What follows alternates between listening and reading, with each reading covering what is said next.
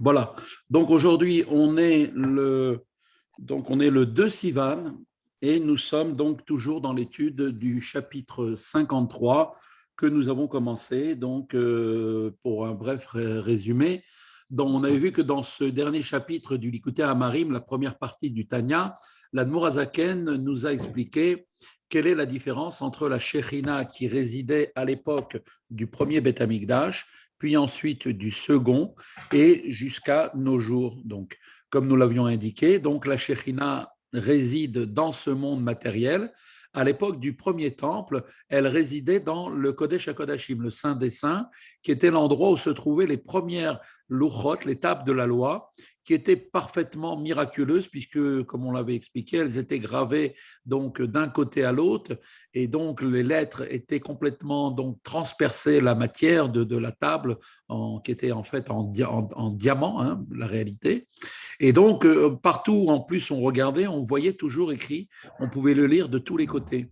Et en fait, on avait vu qu'elle était aussi miraculeuse puisque le samer et le même sophite, le même final, sont des cylindres en fait qui tenaient en fait en apesanteur à l'intérieur donc du cercle qui formait la lettre. Et donc ça, c'était un miracle qu'on pouvait assister, on pouvait voir de nos yeux. En effet, pourquoi? Parce qu'elles étaient l'œuvre de Dieu. Elles étaient, comme c'est marqué, Mirtav, Elohim, Emma, c'était l'écriture de la main de Dieu. Et à leur niveau, donc, effectivement, elles étaient extrêmement élevées. Un degré qui surpasse les mondes, puisqu'elles étaient de la dimension de la lumière infinie, qui est en fait liée avec la notion de miracle. Le niveau était tel qu'à l'intellect suprême, c'est-à-dire donc, on avait expliqué la Chochma Ilaha, donc s'habiller elle-même, cette Chochma Ilaha, dans la sphira de Malchut du monde de Bria. Et donc, et à partir de là, elle atteignait directement le Kodesh Kodashim sans avoir à traverser l'enchaînement des mondes inférieurs. Comme on l'avait expliqué, normalement, il y a toute une chaîne processionnelle en descente de monde en monde, en allant partant depuis Hatzilut jusqu'à arriver à notre quatrième monde, qui est le monde d'Asiya. Là, ce n'était pas comme ça que cela se passait. Il y avait donc une révélation de Chochma Ilaha, qui est le niveau de Chochma Ilaha, qui est le niveau de Chochma de Hatzilut, qui était donc maintenant revêtu à l'intérieur donc du Saint des Saints, qui était le niveau comme on avait expliqué, des Chabad du monde de Bria, donc tel que Malchut, tel que la sphira de Malchut, et donc s'habille dans le monde de Bria pour donner l'existence à ce monde de Bria. Et là, à partir de ce Saint des Saints, eh bien, il y avait une descente immédiate dans ce monde qui se traduisait donc avec une réalité dans le Kodesh HaKodashim, qui était donc un endroit qui dépassait toutes les dimensions d'espace et de temps, puisqu'on était dans un endroit qui était en dehors de l'enchaînement des mondes, on avait une lumière divine. C'est là, à partir de cet endroit, que la lumière divine se répandait dans tout notre monde. Voilà, ça c'était par rapport à un petit résumé par rapport à ce qu'on avait dit. Au Beit Sheni, maintenant, on va parler du deuxième Beth Amikdash, le deuxième temple, où là, Shelo Haya Bo Aaron Baluchot. Il y avait malheureusement pas, à ce moment-là, ne se trouvait point l'arche et les tables parmi les 5 objets qui se trouvaient dans le premier Beth Amikdash et qui là manquaient dans le second Beth Amikdash, puisqu'on explique que quand Shlomo Amelech avait construit le Beth Amikdash, il avait fait un système tellement ingénieux que si jamais il arrivait quoi que ce soit, eh bien la terre pourrait engloutir le Beth Amikdash et avec tous les ustensiles du Beth Amikdash et qu'il serait enfoui dans un labyrinthe que personne ne pourrait arriver à retrouver parce que c'était d'une manière à vouloir sauver l'existence. Aujourd'hui, elles sont toujours là, simplement on n'est pas capable de les retrouver. Et donc, au temps du deuxième Beth Amikdash, on a bien reconstruit le Beth Amikdash comme le premier, comme l'avait fait Shlomo Ameler, mais là, il manquait donc ces objets puisqu'on n'avait pas réussi à les retrouver.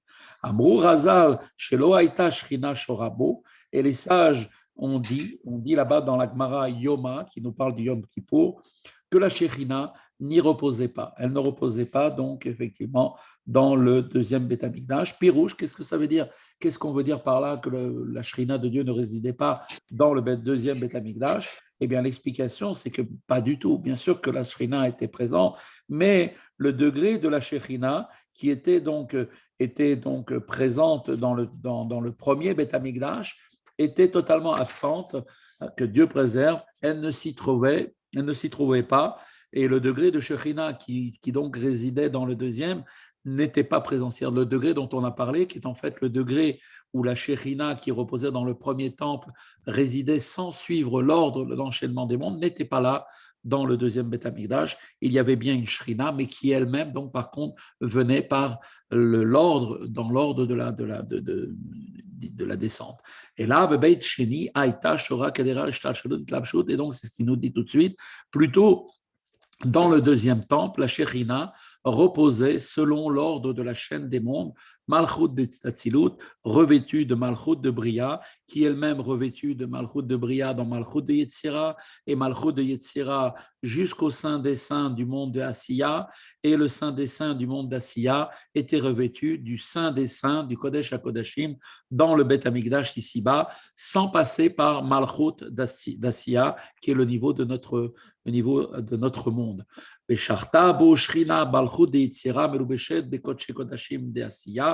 là, à ce moment-là, la Shekhinah y reposait.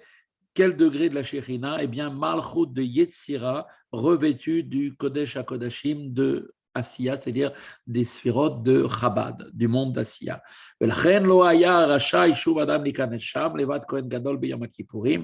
c'est la raison pour laquelle la Shekhinah, parce que la Shekhinah reposait dans le Kodesh HaKodashim, et donc du premier et du second temple, que personne n'avait le droit d'entrer dans le Saint des Saints, le Kodesh HaKodashim, hormis le grand prêtre, uniquement le jour de Yom Kippour. Mishechara Bet Amikdash. Alors maintenant que les deux Bet Amikdash ont été détruits, comment fait-on? Comment réside la présence de Dieu dans le monde? Comme on a dit précédemment, la Shekhinah repose toujours dans le Kodesh HaKodashim, le Saint des Saints, le niveau de Chabad, qui est le vêtement pour la lumière de la Shekhinah. Mais depuis la destruction du Bet Amikdash, dont faisait partie le Kodesh HaKodashim qui s'y trouvait, quel est maintenant le palais du Saint des Saints pour la résidence de la Shekhinah? Le Tanya explique qu'en fait, la Torah et les mitzvot sont désormais le palais du Saint des Saints et le vêtement pour la lumière de la Shekhinah, comme on avait dit, que Dieu se trouve maintenant dans la halacha, dans l'étude de la Torah que nous faisons, c'est là où se trouve maintenant la Shekhinah. Et in lo HaKadosh Baruch Hu, comme il est dit dans Brachot, la Gemara Brachot, en lo l'HaKadosh Baruch Hu ba'olamo ela dalet amot shel halacha bilvad. HaKadosh Baruch Hu n'a dans son monde que les 4 coudées de la halacha seulement.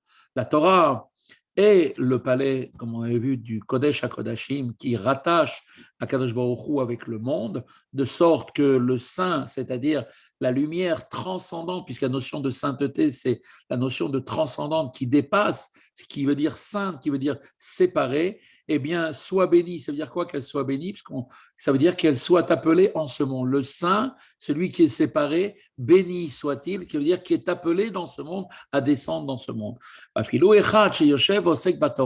Et donc, la conséquence maintenant, c'est que lorsque même un seul juif est assis à étudier la Torah, à ce moment-là, la Shekhinah est avec lui, comme il est dit dans le premier chapitre du traité Brachot, comme on peut le voir là-bas. Donc, c'est marqué là-bas que même quand une personne se met à ouvrir un livre et qui commence à étudier, Dieu se trouve en face à face, il s'assoit en face de lui. Pirouche, Shrina Imo, la Shekhinah est avec lui. Qu'est-ce que cela veut dire? Eh bien, que le niveau de Shekhinah qui illumine en tant qu'être de ce monde à cet instant, quel est-il?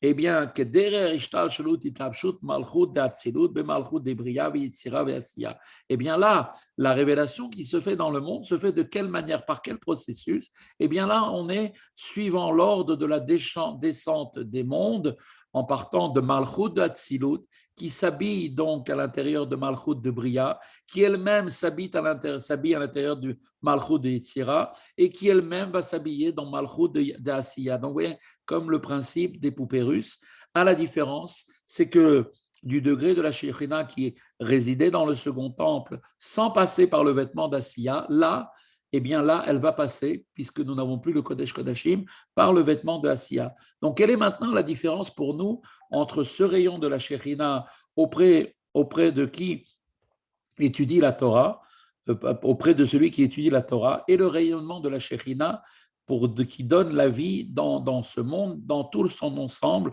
et qui passe aussi par exactement la même descente progressive des mondes. Eh bien, c'est que, en fait, la réponse, c'est que la Shekhinah dans le monde se revêt, comme on l'a expliqué, d'un vêtement supplémentaire de la Klipat Noga. D'accord? La Klipat Noga étant le dernier vêtement avant de donner existence à toutes les choses matérielles de ce monde qui sont donc issues de cette source spirituelle qui s'appelle Klipat Noga. Cela n'est pas le cas. Cette Klipat Noga ne revêt pas le niveau de Malchut de Asiya, du dernier monde, dans le cas quand c'est l'étude par rapport à l'étude de la Torah à l'accomplissement des mitzvot. Donc, on passe directement de Malchut de Asiya directement vers la révélation à la personne qui est en train d'étudier la Torah et les mitzvot, sans passer par le vêtement de Klipat Noga. Le Tanya nous explique à présent que le passage par le vêtement d'Asiya est incontournable dans la mesure où les mitzvot de la Torah, dans leur majorité, sont des mitzvot qui sont pratiques.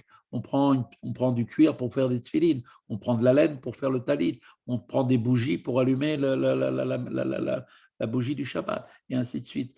Tout ça relève, ce sont des choses matérielles, mitzvot pratiques, qui relèvent donc de l'action. La Shekhinah descend alors, elle aussi, au plan de l'action, celui du monde de Asiya dans lequel nous nous trouvons.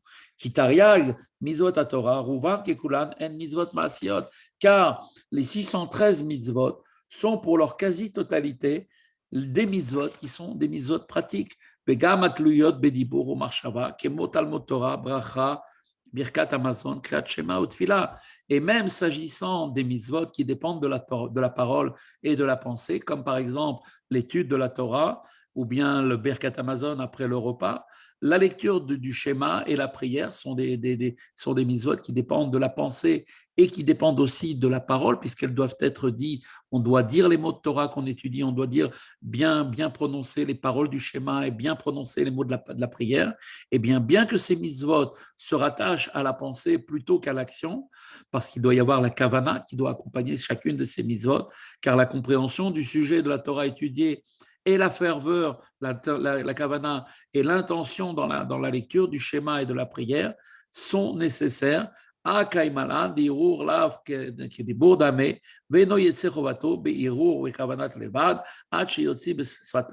donc, nous tenons néanmoins pour règle dans la halacha que la pensée seule n'est pas suffisante, elle n'est pas assimilée à la parole, et l'on n'est donc pas quitte de son obligation par la pensée, et donc l'intention seulement, tant que l'on n'a pas prononcé les mots avec ses lèvres. Quelqu'un qui voudrait dire le Kriyat Shema, par exemple, et le faire simplement dans sa pensée, eh bien, s'il ne prononce pas les mots du Kriyat Shema, eh bien, il n'est pas quitte.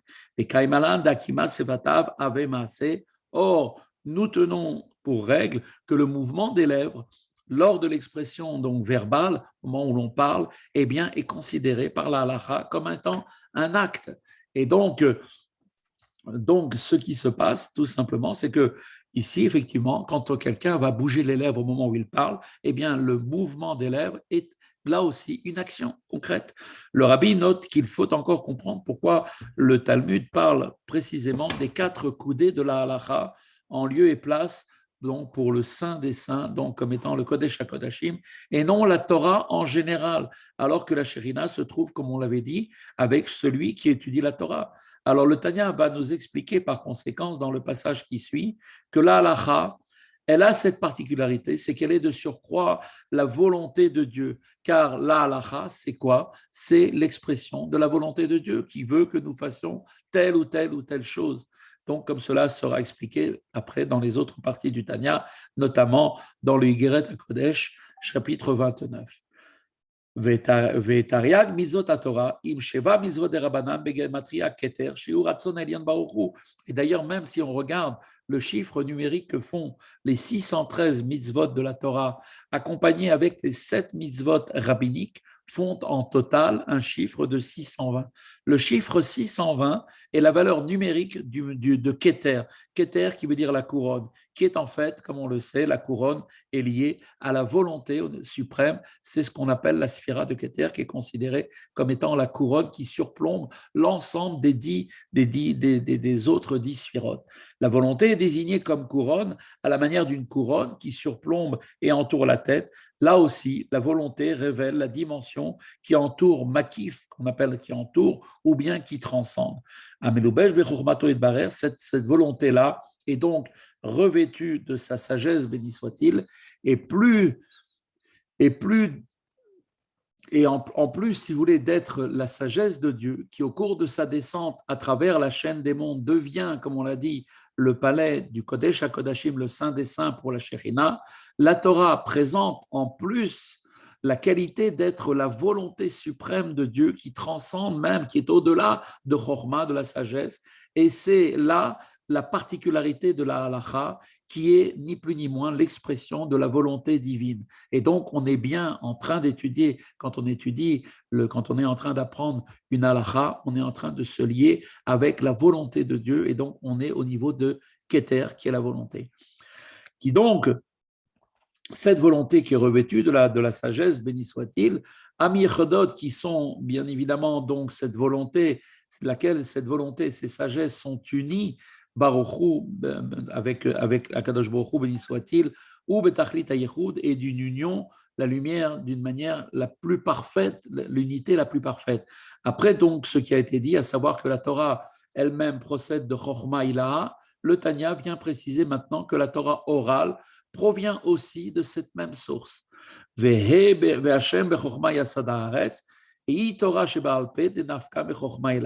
il est marqué dans le verset, c'est marqué dans le proverbe, c'est marqué que Dieu a fondé la terre avec sagesse. Cela, de quoi parle-nous ici? Eh bien, cela fait référence à la Torah orale qui est appelée la terre. Donc, par la sagesse, Dieu a fondé la terre, c'est-à-dire donc la Torah, la Torah orale, qui est appelée la terre. Dieu a fondé, donc, par sa sagesse, Dieu a fondé la terre, qui dérive elle-même, donc, cette Torah orale de Chochma Ila, la sagesse suprême. Comme il est dit, il est écrit dans le Zohar, l'expression suivante, le père a fondé la fille. Le père, en fait, renvoie toujours à la notion de Chochma, qui est aussi appelé le père. Et la fille représente dans les sphirotes le niveau de Malchut, qui s'identifie elle-même, cette royauté, cette Malchut, à la loi orale, comme le disent là-bas les Tikkuné Zohar, Malchut, la bouche, et la bouche que nous appelons la Torah orale. Malchut, comme c'est rapporté notamment dans le Eliyahu Hanavi qu'on lit chaque vendredi soir. Maintenant, donc, effectivement, Rabbi Shneur Zalman nous a bien expliqué qu'effectivement, même aujourd'hui, à notre époque, quand bien même nous n'avons plus le Beth Amikdash avec le Kodesh HaKodashim dans lequel se révélait la Shekhinah, la révélation de Dieu dans ce monde, eh bien, malgré tout, ce niveau-là existe encore aujourd'hui par l'intermédiaire de la Torah, qui est en fait l'endroit, le Kodesh Kodashim, dans lequel la présence de Dieu se révèle. Et donc, il nous a fait prendre conscience que même dans le Kodesh Kodashim, qui est la Torah, il y a un niveau donc de Chochma Ilaha, d'où vient effectivement la Torah orale, mais il y a aussi l'apprentissage des mitzvot au niveau donc des lois qui sont liées elles-mêmes avec le niveau de la couronne au niveau de la volonté de Dieu, qui est donc exprimée à l'intérieur des commandements qui donc vont tous se traduire d'une manière pratique dans l'action. Voilà, c'est ici que se termine le cours d'aujourd'hui.